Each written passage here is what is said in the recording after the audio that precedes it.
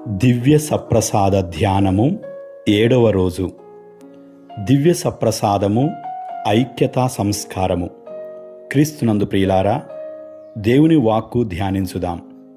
పునీత పౌలు గారు కొరింథీయులకు రాసిన మొదటి లేఖ 10వ అధ్యాయం 17వ వచనములో, ఒకే రొట్టె అగుటచే పెక్కుమందిమైనను మనము అందరమును ఒకే శరీరము, ఏలయనా మనము అందరమును ఆ ఒకే రొట్టెయందు పాలు పంచుకొనుచున్నాము అని పౌలు గారి బోధన వింటున్నాము. పునీత యోహాను సువార్త 17వ అధ్యాయం 21వ వచనములో, వారందరూ ఒకరుగా ఐక్యమై ఉండునట్లు ప్రార్థించుచున్నాను. ఓ తండ్రి, నేను నీయందును నీవు నాయందును ఉండునట్లు వారిని మనయందు ఉండనిమ్ము. నీవు నన్ను పంపితివని లోకము విశ్వసించుటకు వారు ఒకరుగా ఐక్యమై ఉండనిమ్ము అని యేసు ప్రార్థిస్తున్నారు. ప్రియులారా, దివ్య సప్రసాదము మనలను కేవలం యేసుతో మాత్రమే కాదు, ఒకరితో ఒకరిని కూడా ఐక్యం చేస్తుంది. మనం వేర్వేరు కుటుంబాల నుండి, వేర్వేరు ప్రాంతాల నుండి, వేర్వేరు భాషలు మాట్లాడే వారమైనప్పటికీ ఒకే బలిపీఠం వద్ద ఒకే ప్రభు శరీరాన్ని స్వీకరించినప్పుడు మనందరం క్రీస్తు ఒకే శరీరంగా మారుచున్నాము. అందుకే దివ్య బలిలో పాల్గొనే ముందు మన హృదయములో ద్వేషం, అసూయ, కోపం, క్షమించలేని మనస్తత్వం ఉంటే వాటిని తొలగించుకోవాలి. ప్రేమలేని హృదయముతో దివ్య సప్రసాదాన్ని స్వీకరించడం యేసు బోధించిన జీవన విధానానికి విరుద్ధం. ప్రియులారా, దివ్య సప్రసాదము మనకు ఇలా చెబుతుంది: నీవు దేవుణ్ణి ప్రేమిస్తున్నావని చెప్పాలంటే నీ సహోదరుణ్ణి కూడా ప్రేమించాలి.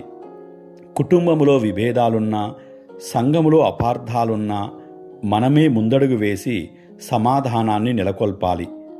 యేసు మనకు శాంతి, ఐక్యతలను ప్రసాదించడానికి తనను తాను అర్పించాడు.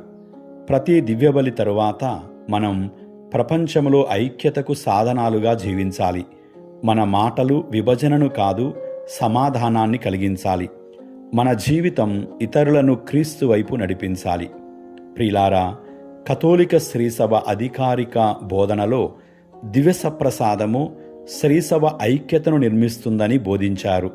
ఒకే రొట్టెను స్వీకరించడం ద్వారా విశ్వాసులు క్రీస్తులో ఒకే శరీరం అవుచున్నారు.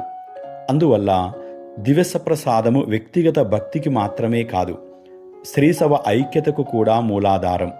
ప్రియులారా, క్రీస్తునందు మనందరం ఒకే సంఘమై ఉన్నాము. మనం ఐక్యంగా ఉండుట వలన దేవుని స్వభావమునే ప్రకటిస్తున్నాము. మాటల్లోనే కాదు, క్రియల్లో ఈ ఐక్యతను చాటాలి. ప్రపంచవ్యాప్తంగా ఒకే దివ్యబలి పూజ ఉంటుంది. ఈ బలిలోనే క్రీస్తు తన శరీర రక్తాలను మనకు ఆహారంగా ఇస్తున్నారు. సమాజము మనల్ని విడదీయడానికి ప్రయత్నిస్తుంది. దివ్య సప్రసాదము స్వీకరించడం ద్వారా ఆ విభజనలను మనం అధిగమించాలి. మన మధ్య ఉన్న అనైక్యతను జయించాలి.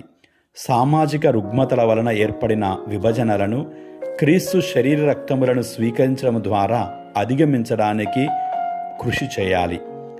కథోలిక శ్రీసభ చరిత్రలో పునీత అగస్టీను గారి బోధన ఎంతో ప్రభావవంతమైనది.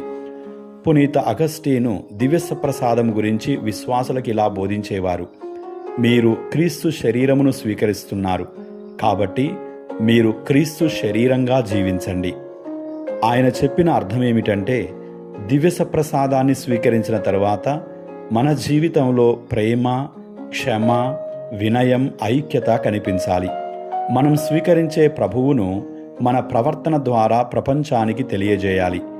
ఈ బోధన నేటికీ శ్రీసభలో మార్గదర్శకత్వంగా నిలిచింది. ప్రార్థించుదము. ప్రభువైన యేసయ్య, దివ్య సప్రసాదములో మమ్మల్ని ఒకే కుటుంబముగా చేసినందుకు నీకు కృతజ్ఞతలు. మా హృదయంలోని ద్వేషం, అసూయ, కోపాన్ని తొలగించండి. ప్రేమించడానికి, క్షమించడానికి, ఐక్యతను నెలకొల్పడానికి మాకు కృపను ప్రసాదించండి. మేము ఎక్కడ ఉన్నా మీ శాంతికి సాధనంగా జీవించేలా మమ్ము నడిపించండి. ఆమేన్. దివ్య సప్రసాద యేసయ్యా, మమ్మల్ని నీ ప్రేమలో ఒకటిగా చేయండి. దివ్య సప్రసాద యేసయ్యా, మమ్మల్ని నీ ప్రేమలో ఒకటిగా చేయండి.